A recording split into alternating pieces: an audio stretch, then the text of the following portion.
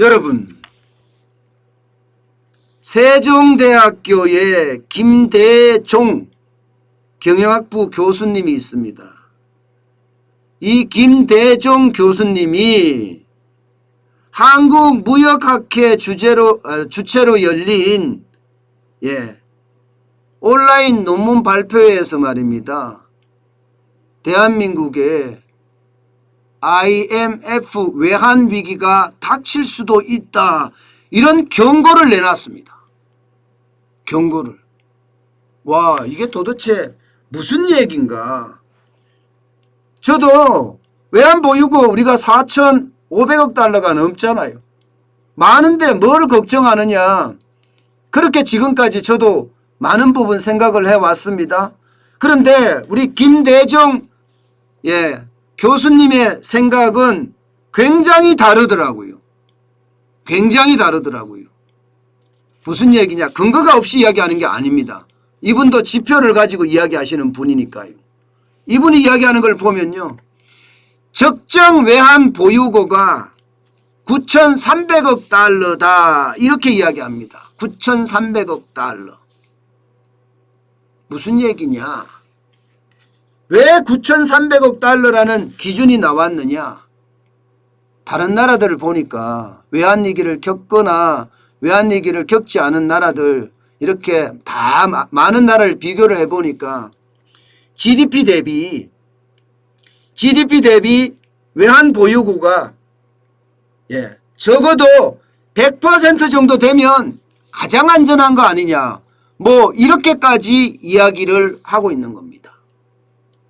이게 김대종 교수님이 그냥 단순하게 이렇게 이야기하는 것이 아니라요, 실제 말입니다. 국제결제은행에서 그렇게 나름대로 그 기준을 정해서 권고를 했습니다. 3개월치 경상지급액, 여기 플러스 유동외채라는 게 단기외채를 뜻하는 경우도 많죠. 단기외채. 그리고 외국인 주식 투자 금액의 3분의 1, 그 다음에 거주자 외화예금 700억 달러, 여기에다가 현지 금융 잔액, 이런 것까지 다 포함하니까 BIS, 그러니까 국제결제은행은 적어도 9,300억 달러는 가지고 있어야지 적정 외환 보유고다, 이렇게 얘기했다는 겁니다. 여기에 기준을 두고 김대종 교수님은 우리는 외환 보유고가 너무 적기 때문에 또 한 번 외환 위기를 맞을 수 있다. 우리가 1997년, 98년 외환 위기를 겪었는데 거기에 대한 준비가 전혀 돼 있지 않다, 이렇게까지 아주 강하게 이야기를 했습니다. 물론 말입니다, IMF는 3개월 경상 지급액 1,500억 달러 정도, 이게 뭐 적정 외환 보유고라고 했다가 요즘 최근에 바꿨죠. 유동외채 30%, 외국인 주식자금 15%, M2 5%, 그리고 상품 수출 5% 해서 6,810억 달러로 바꾸기도 했어요. 이거보다도 적죠, 우리는요. IMF 신제안보다는 적습니다. 그러나 뭐 기도티 그린스펀이 이야기하는 것은 3개월 경상 지급액에다가 유동외채 3천억 달러 해서 4,500억 달러가 적정이다. 이거는 또 적정이 맞아요. 그런데 이 김대종 교수님은요, 왜 우리가 9,300억 달러가 돼야 되고 국제결제은행이 이야기하는 대로 해야 하나 하면 여러 가지 이유를 들었어요. 여러 가지 이유를. 첫 번째는 대한민국은 세계 2위의 무역 의존도 국가다. 65%를 무역에다 의존하고 있는 것 아니냐. 그렇기 때문에 만약에 외환이 없으면 이 무역 의존도가 어떻게 되겠느냐. 완전히 무너질 수도 있다. 이런 이야기를 첫 번째 꺼냈고요. 또 하나는 지금 문재인 정부는 대한민국을 선진국 하지만 시장에서는 대한민국은 이머징 마켓 신흥국이에요. 그러면 신흥국의 부도 사태를 보면 아는데 그 부도 사태를 보면 쉽지 않다, 이거예요. 쉽지 않다. 특히 말입니다. 특히 말입니다. 이 김대중 교수님은 단기 외채 비율이 너무 많다는 거예요. 단기 외채 비율이 우리 외채의 30%나 된다. 이것은 어떻게 생각하면 충격이 될 수도 있다. 이런 얘기를 이야기하는 겁니다. 단기 외채 비율이 너무 많다는 거. 특히 말입니다. 특히 최근에 외환이 불안한 것. 이것은 단기 외채 때문에 불안한 거고, 시장은 한국의 원화를 믿지 못하는 것 아니냐. 이런 분석까지 지금 내놓았습니다. 왜냐하면요. 한일 통화 스와프 거부됐죠. 거부됐습니다. 게다가 환율이 부족하고 달러가 부족한 나라들 줄줄이 망하는 것 쭉 봤어요. 줄줄이 망하는 거. 그래서 위험하다는 거예요. 그래서 환율이 불안한 것도, 물론 환율이 이렇게 불안한 것은 꼭 그것 때문은 아니라고 저는 보는데, 긴축 발작이라든가 혹은 국내의 어떤 델타 변이 때문에 신규 확진자가 많이 늘어난다든가, 그래서 내수가 어려워진다든가, 그것 때문에 기업의 어떤 실적이나 정부의 부채가 많아진다든가, 이런 아주 다양한 요소들이 작동을 해서 환율이 불안한 것도 저는 있다고 생각을 하거든요. 물론 단기 외채 비중이 많은 것도 저는 그렇게 생각하는 것도 있지만요. 그런데 결정적인 한 방이 있습니다. 결정적인 한 방. 결정적인 한 방이 이거였습니다. 자, 대한민국의 GDP 대비 외환 보유액을 보자 이거예요. 외환 보유액을 보면 GDP는 쉽게 말하면 이게 얼마예요?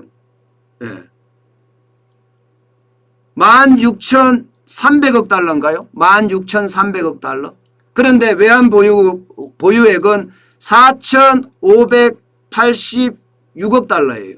그러면 GDP 대비 외환 보유 비율이 28% 수준이다. 이거 28% 수준이다. 이게 위험하다는 겁니다. 이게 위험하다는 거예요. 자, 인도도 22%죠. 브라질은 19%입니다. 19%. 아르헨티나나 터키는 어때요? 이거는 뭐 말해서 못하겠습니까? 말해서. 외환 보유고가 엄청나게 늦죠.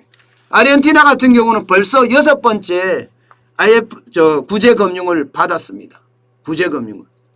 바로 저는요, 이게 적어도 지금 김대중 교수 이야기는요, GDP 대비 30%는 최소한 넘어야 되는데, 최소한이에요, 최소한. 러시아도 40%예요, 러시아도 40%인데 지금 어떻게 하고 있습니까? 금리를 2%까지 올렸답니다. 금리를. 이런 걸 보면 여러분, 이게 어쩌면 충격적인 숫자가 될 수도 있다는 거예요. 스위스 같은 경우는 145%고요. 홍콩도 142%, 싱가포르도 117%예요. 대만도 90%입니다. 대만도 90%. 이게 주목해야 될 게 이런 거예요. 대만도 90%. 사우디아라비아도 58%고요. 러시아도 40%, 대한민국은 28%. 바로 이것 때문에 김대중 교수는 환율이 급등하고 있고 외국인들이 불안해하고 있고, 이것들이 결국은 시장에 굉장히 영향을 미치지 않겠느냐. 우리가 자력으로 우리 경제를 보호하려고 하면요, 적어도 외환 보유액이 적어도 50%는 넘어야 되는 것 아니냐. GDP 대비 50%는 넘어야 되는 것 아니냐. 뭐 이런 이야기도 왕왕 나오고 있었습니다.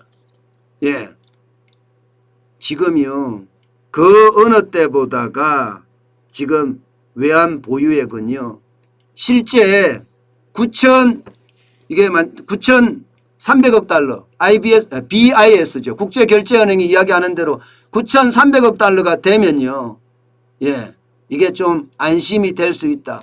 거기에 비하면 거의 4천억 달러 정도 부족하죠. 4천억 달러.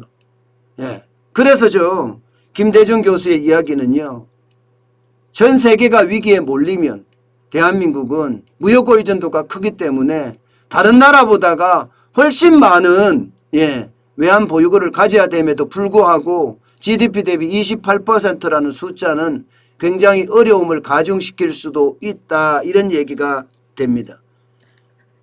16,300억 달러니까요. 여기에 9,300억 달러 정도가 돼야 된다고 이야기를 하면 적어도 말입니다. 만약에 한 거의 50% 정도 되는 거죠. 50%. 거의 50%는 GDP 대비 9,300억 달러니까 50%는 유지를 해야 된다. 이런 얘기예요. 물론 여러분 외환 보유액에 대해서는요. 이 교수님들마다 또 전문가들마다 굉장히 생각들이 많이 달라요. 굉장히 생각들이 많이 달라요. 그렇기 때문에 우리 김대중 교수가 이야기한 게 교수님이 이야기한 게 이게 맞다. 이게 틀리다. 이렇게 하기가 굉장히 힘들다는 겁니다. 분명한 것은요. 대한민국에 교수님 한 분이 우리가 외환 보유고가 적어서 다시 외환 위기를 맞을 수 있다. 이렇게 이야기한 것은 처음이다. 그렇게 우리가 이해하는 게 어떨까 싶습니다. 여러분 저는요. 김대중 교수의 이런 이야기들이 어쩌면 여러분들에게도 하나의 어떤 큰 시사점이 되지 않을까. 저는 그런 생각도 해봅니다. 아직까지 제가 뭐 유튜브를 하면서 한 1년 한 7개월 다 돼 가나요? 생방송한 지가 뭐 사실상 첫 방송한 것은 작년 2020년이죠. 2019년 12월 25일 날 첫 방송을 했으니까요. 아침 방송 그때 처음 했으니까 그때 이후로 보면 한 1년 한 8개월 정도 됐네요. 그거를 다 감안해 보면요. 그동안 외환 위기가 터진다 이렇게 이야기한 사람은 한 사람도 없었어요. 위기가 터진다는 이야기를 했지만 이렇게 지표를 갖다 대면서 이러기 때문에 외환 위기가 터질 가능성이 있어. 이렇게 한 것은 처음이 아닌가 싶습니다. 여러분들도 이분의 이야기는 좀 귀담아 들을 필요가 있지 않나. 앞으로도 저는 이분의 이야기를 좀 귀담아 들으려고 합니다.